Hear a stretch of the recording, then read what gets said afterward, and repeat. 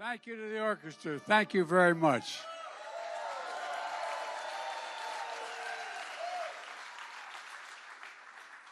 Well, let me start off by saying I'd get in trouble with my mother, were she here, if I didn't say it. Excuse my back when I'm speaking. I apologize. Number one. You have my... Hello, Cleveland. Before I begin, though, I want to make one serious comment about the shooting and the death of Jayland Walker. The Justice Department and Civil Rights Division of the FBI field office in Akron, Ohio, and the local U.S. Attorney's Office are closely monitoring and reviewing what happened. And the FBI continues to coordinate with state and local partners to provide resources and specialized skill. If the evidence reveals potential violations of federal criminal statutes, the Justice Department will take the appropriate action. And I just want you to know what's going to happen. Now for today's program. Thank you, Bill, for that introduction, and for the welcome on behalf of the Iron Workers Local 17 here in Cleveland. Iron Workers are with me the first time I ran as a 29-year-old kid for the Senate, and you're all crazy. I'll never forget a guy named Tommy Schrank was the president of a local in Delaware, and he said, let's go out and meet some of the guys and women. We went out to a built construction site. We went up a makeshift elevator, went up 13 floors. They're sitting on 18-inch beams eating their lunch. I'm thinking to myself, my God, these guys are supporting me. But they're the guys I grew up with. You know, the people you heard speak earlier today, and I apologize, I'm going to repeat some of what they said. But you know, we all come from the neighborhood. We all come from, no, I mean it. I was born in Scranton, Pennsylvania, which was a union town, mostly coal mine union town. A lot more. My great-grandfather worked in the mines, was a mining engineer, and everybody there was only one word you heard most often in my family. Not a joke. Most important word. It wasn't unions, it was dignity. Dignity. Everyone's entitled to be treated with dignity. My dad, then we moved to a little town. When Cole died, we moved to a town called Claymont, Delaware, just across the line from Pennsylvania, where the Delaware River bends. And, you know, used to have over 6,000 steel workers. We're steel. It's all gone now, all of it gone. Used to be a company town, literally. The hills were all company stores, company buildings. But it's gone. And the union movement began to just crumble in Delaware and in Claymont. And my dad never belonged to a union, but I say this to the front end. My dad was a salesperson, and he came down from Scranton when Cole died. He wasn't a coal miner, but he worked in sales up there. And I'll never forget, we lived in a 3-bedroom split-level home, like a lot of suburban areas developing in the early 50s, mid-50s. And there were, I think, 38, 40 homes, and we had 4 kids in the family and a grandpa living with us, and mom and dad. And the walls were thin. And my dad, one night I could tell he was really restless. I could hear him, and sort of not banging, but leaning up against the wall, the room in my room. Next morning I asked, my dad had an expression. He said, Joey, you never complain and never explain. Just get up. Just get up. And I was wondering what was wrong. And I asked my mom, she said, the company says no pensions. No pensions. And so, you know, a lot of you come from families like mine. A lot of the people stood behind me. Richie Neal from the state of Massachusetts. He is, as my uncle would say, Richie is union from belt buckle to shoe sole, man. And but all the folks you heard speak today care about it. Because we know what it's like to be deprived of your dignity. We know what it's like to have a father or a mother have to put their head down when they know they can't afford a thing for their kid that they need, whether it's a prescription or whether it's just plain being able to go off to school.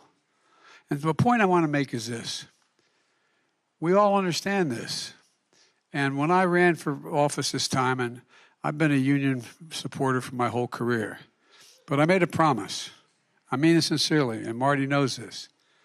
I guaranteed when the Fair Labor Standards Act was passed and back in the 30s and Roosevelt came along, it didn't say unions were okay. It says we should encourage unions. Encourage unions. Because when unions do well, everybody does well. Everybody does well. Not a joke. Not a joke. So here's the deal. The deal was quite simple. When I ran, I was criticized for the basis upon which I ran. I said I'm running for 3 reasons. 1, to restore the soul of America, the decency and honor of this country. And 2, to rebuild the backbone of the country. The backbone of the country are the working women and men, the middle class. And there's a middle class for one reason: American unions. That's the only reason there's a middle class. Not a joke. That's a fact. Not a joke. And when the middle class does well, everybody does well. People have a way up, and the wealthy still do very well. And so, folks, the 3rd reason I ran was to unify the country. To unify it. That's been the harder part of it right now. No, I'm serious. Because we've become so divided. So divided in this. But one thing we were divided on when we ran. And, I want to thank Mayor Bibb for the passport into the city. But we were divided on the question we're celebrating today. And, folks, how about actually having a union guy as Secretary of Labor? Isn't that something? Thank you, Marty. And I know we have a fantastic Secretary of Housing and Urban Development, Cleveland's own Marcia Fudge. She wishes she was going to be here. I'm also honored to be here with Senator Sherrod Brown, a great champion of working folks. He really is. He really is. And thank you also for the incredible Democratic members of Congress here. Marcy Kaptur, God love you, Marcy. You are the best. She does it all, unions and foreign policy. And foreign. You think I'm joking? I'm not joking. She really knows more about foreign policy. She's forgotten more than most members of Congress know. And Chantel Brown, just remember me when you're president, okay? All right? Congratulations. Look, and Richie Neal is not only a strong union supporter and been a great supporter of this legislation, but he's chairman of the most powerful committee in the United States Congress, the House Ways and Means Committee, the guys with the money, the guys with the money. And he's led on labor issues for decades.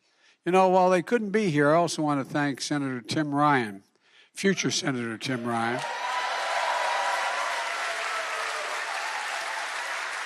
and Senator Patty Murray of the state of Washington for their incredible work on this legislation. With everyone's leadership and with their votes, and most of all with the unrelenting commitment of labor and all of you, this historic day is made possible. And it really is historic. This was $90 billion, okay?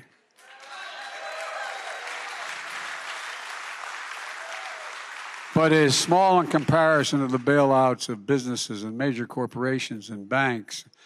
And folks, I'm here today to talk about the issue that affects every single American in their retirement. People around the country wake up every day wondering whether they've saved enough to provide for themselves and their families before they stop working.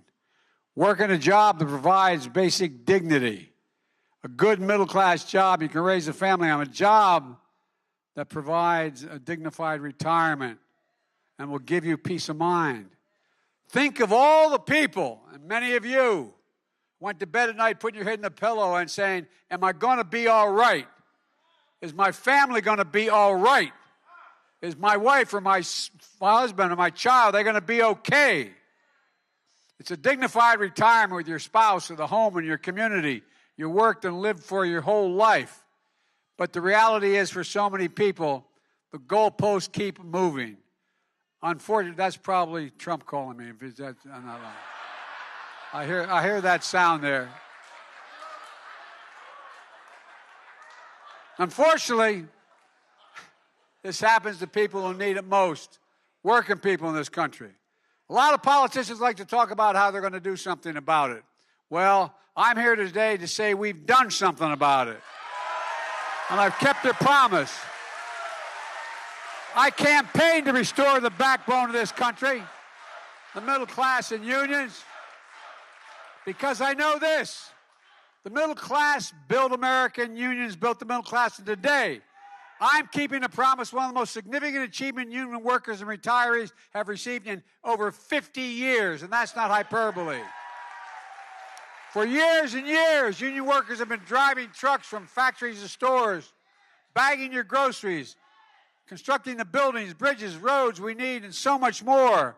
The ironworkers, bricklayers, carpenters, laborers, plumbers, truck drivers, musicians, I might add, food workers, and so much more. And with each paycheck you earn, their employers put money into their pension plans. These workers work hard today to secure retirement for tomorrow. That's what it's all about. Now, a lot of businesses aren't able or willing to run their own pension plans. And in some industries, workers are employed by several different employers over the course of a year or longer. For example, we see that in transportation, construction, and entertainment. So working with a union that represents their employees, businesses in the same industry, often come together to form what's called a multi-employer union. I know you know this, but people listening to this on television may not know this. Pension plans that serve 11 million Americans across the country. And to make sure these pensions are managed responsibly and to protect the participating workers and retirees, the federal government oversees, then ensures the plans. But we've seen the risk of millions of workers face as they watch their hard-earned pensions turn into broken promises. We saw it before the pandemic and the economic crisis that followed. Millions of retirees were at risk of losing their retirement security through no fault of their own, based on conditions and unrelenting attacks on unions that were taking place. 200 multi-employee pension plans for 2 to 3 million workers and retirees were going insolvent. What that means to those 2 or 3 million workers, they face painful cuts to the benefits they had counted on and for the dignified security of retirement. You just heard from Bill what it's like. Work 30, 40, 50 years, working hard every single day, doing everything to provide for your family. Track every dollar of that paycheck for groceries, mortgage, and hopefully for family vacation maybe one day. And knowing when it's time to retire, your pension you earned will be there. Knowing that together with your Social Security benefits, that pension will continue a good middle-class life for you in retirement. For some, just my dad would say, just a little peace of mind. But for folks at home, imagine losing 50 or 60% of that pension through absolutely no fault of your own. Imagine what it does financially and emotionally. What it does to your dignity. I'm also here as Davy Grubbs, retired Teamster truck driver from North Carolina, who faced nearly 70% cut in his pension. And now, also joining me today is Rita Lewis. Where are you, Rita? Rita's here somewhere, I'm told. She stepped out. I don't blame her. You know, she's Butch's widow. Their anniversary's coming up in a couple days. Childhood sweethearts. Butch was a ball player drafted by the Pittsburgh Pirates out of high school. But he enlisted in the United States Army instead. Special Forces, Army Ranger, served in Vietnam. Earned, like my son, the Bronze Star. My son did not earn the Purple Heart, but in the Purple Heart. Came back home to Rita, settled in Cincinnati. Became a trucker, represented by the Teamsters, and then president of his local. Known as an honorable, honest, and decent labor leader, Butch faced severe cuts in his pension, and he became a fierce advocate protecting the pensions of his fellow workers. Butch died more than 6 years ago, and Rita's carried on his legacy ever since. And with Democrats in Congress, I might add, and Marty Walsh's leadership, we fought for the Butch Lewis Act to protect pensions for millions of workers and retirees. As candidate for president, I argued for its passage and promised when it passed, I would sign it. And that's the promise I've kept when I included the Butch Lewis Act in the American Rescue Plan. Now, multi-employee plans will remain solvent for decades and come at least until guaranteed till 2051. These retirees, those retirees who lost their benefits, will have them restored retroactively. We turn a promise broken into a promise kept. It matters to workers. It matters to their families. It matters to the country. You all remember what the economy was like when I was elected, a country in a pandemic with no real plans how to get out of it, millions of people out of their jobs, families in cars, remember, backed up for literally miles, waiting for a box of food to be put in their trunk, just a box of food to be put in their trunk because they didn't have enough to eat. Previous administration lost more jobs in its watch than any administration since Herbert Hoover. That's a fact. All based on failed trickle-down economics that benefit the wealthiest Americans and hit the middle class and working people the hardest. But we came in with a fundamentally different economic vision, an economy that grows from the bottom up and the middle out. It's good for everyone because when the middle class does well, the poor of a ladder up and the wealthy still do very well. And that's why we designed the American Rescue Plan based on the belief that a recovery should help all Americans prosper. A belief that working, building power, and unions are good for workers and for the economy. A plan that led to the most jobs created in the first period of a presidency than any time and over in all American history. And we've seen in the past how economic crisis can leave so many Americans in tough straits for years, sometimes for the rest of their lives. Economists call it the scarring effect, the lasting bad effects of economic hardship, including folks unemployed for a long time. Remember when we started this, a lot of people were equally as qualified, but they've been unemployed for 8, 10, 12 months. They wouldn't even be considered. 2 people put in an application. The person may be more qualified, been employed out of work for longer. It's called the scarring effect. People not able to get back to work, period. Well, we changed that.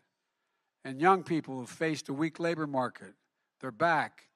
Losing a big part of your income late in life, that's a scar, though, that doesn't heal. Well, not this time. Long-term unemployment and youth unemployment dropped at a record pace. With today's actions, millions of workers will have the dignified retirement they earned and they deserve.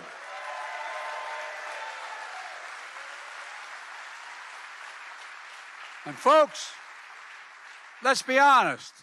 I'd love to tell you everyone that here that this policy that honors hard work and ensures dignified retirement was universally supported regardless of political party.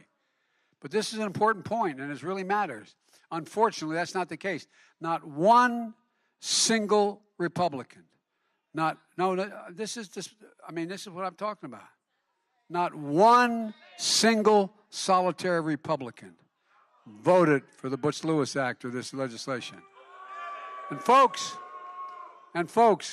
I can tell you, those of us I was in the Congress a long time, and the people are still in the Congress. There's ones who wanted to, but they're afraid to. Because the Trumpers would literally take them out. Not a joke. That's how bad it's gotten. We've got to change it. In fact, when this bill was moving through Congress, Republicans called these pensions, quote, rat holes. That was their phrase on the floor, Reverend. Rat holes. Who do they think they are? Who do they think you are, for God's sake? And my predecessor had a chance to act, but he didn't have a commitment to you or the courage to stand up to his own party to get things done, dismissing and ignoring the forgotten people he promised to help. Remember how he's going to help working class folks? But tax cut for the wealthiest Americans. He had no trouble passing that. They passed a $2 trillion tax cut, not a penny of which was paid for, increased the debt by $2 trillion. The vast majority of people making the top 1% of income, the biggest corporations, and their biggest cheerleaders, that $2 trillion tax cut. And again, disproportionately benefited the wealthiest Americans. Protecting a system in which, for example, the 55 of the largest Fortune 500 companies in America pay zero in taxes. Zero.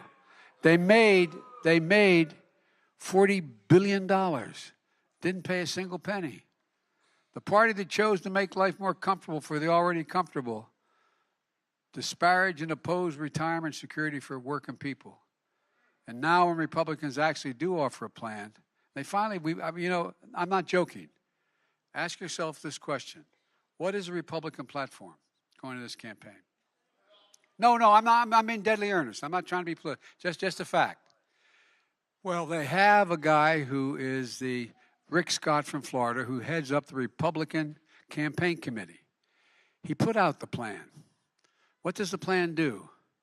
It makes the tax system less fair by wanting to tax everybody making under $100,000 significantly more on average, a lot more money. It actually raises taxes on those working families because he thinks you don't pay enough in taxes already. No, not a joke. I should have brought along the actual copy of the plan. We'll go online and no, for real. It's been published. They published it. They think we're freeloaders. But he's not. But he's got a problem with the tax code that allows billionaires. None at all. No problem.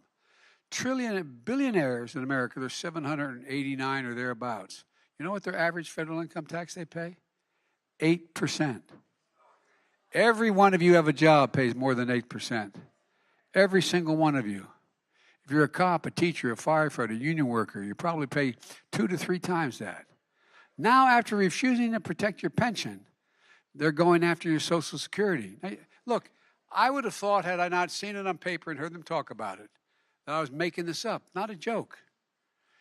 The big idea is to put Social Security in the chopping block every 5 years. That is, every 5 years, Social Security, Medicare, and Medicaid have to be reauthorized or they go out of existence. Social Security you paid in from the day you started working. It's your other pension. You paid in it every single paycheck. You earned it. It's your money, just like your pension. And he adds in Medicare and Medicaid for the chopping block every 5 years. Unless Congress explicitly votes to extend those programs, they go away. You know how they work the rules in the Senate. The ability to slow this up and keep that from happening is real. You know how hard it is to get anything done in Congress. Imagine what it would mean if Republicans had their way. Look, the ultra-MAGA Republicans, Congress is deciding every 5 years whether your promise of your hard-earned Medicare Social Security would be continued or discontinued or slashed. It's shameful. But Rick Scott's not alone. Senator Lindsey Graham of South Carolina is talking. No, he has a proposal to cut Social Security. And by the way, I might note parenthetically, as president, the first year I was president, I cut the federal deficit by $350 billion. And you know how much I cut it this year? Cut this year. By the end of September, I will have cut the federal budget by $1,400 billion. Cut the deficit. So they start talking about you being big spenders. There's a point of that. But here's the point. Republicans are talking about privatizing Social Security. Privatizing Social Security. No, this is not we used to hear this stuff and think they didn't mean it, but they've written it down. The senator from Wisconsin, Ron Johnson, promised again that if they regain power, they're going to get rid of the Affordable Care Act. What does that mean? It means that any of you who have a pre-existing condition will automatically lose insurance. Because the insurance company will be able to, right now, because of the Affordable Care Act, no one can be denied insurance because they have a pre-existing condition. It's the only thing that, no. And by the way, we're talking 90 million people with pre-existing conditions. Gone. They tried to do it about 17 times under Trump. We're able to stop them. But folks, this is a different world. I don't know where they live. No, I'm not joking. That's why elections have consequences. That's why they matter. And that's why what we're doing here is so important. Let me close with this. We made incredible progress on the economy from where we were a year and a half ago. We got a long way to go because of inflation, because of I call it the Putin tax increase. Putin because of gasoline and all that grain he's keeping from being able to get to the market. Now I'm fighting like hell to lower costs on things that you talk about around your kitchen table. My dad used to say, at the end of the day, it's just when you sit at that table, do you have enough money to pay for everything you need? Not a lot over. Do you have enough money to pay for everything you need? Well, Republicans do nothing to obstruct our efforts to lower your gas taxes. I propose that. I've asked the Congress to eliminate the federal gas tax for the next, as long as this crisis goes on. Lower food prices, lower health care costs. Hopefully soon, lower your prescription drug costs. By the way, you got a Republican leader in the United States Senate. I was able to work out something with Intel. They're going to provide for over 7,000 jobs in this state out of Columbus, making computer chips. Well, there's another bill that if we get it passed, and my guys are working like hell to pass it, it'll create another $100 million in investments in Ohio, creating more jobs. But you know what? You know what the Republican leader is saying?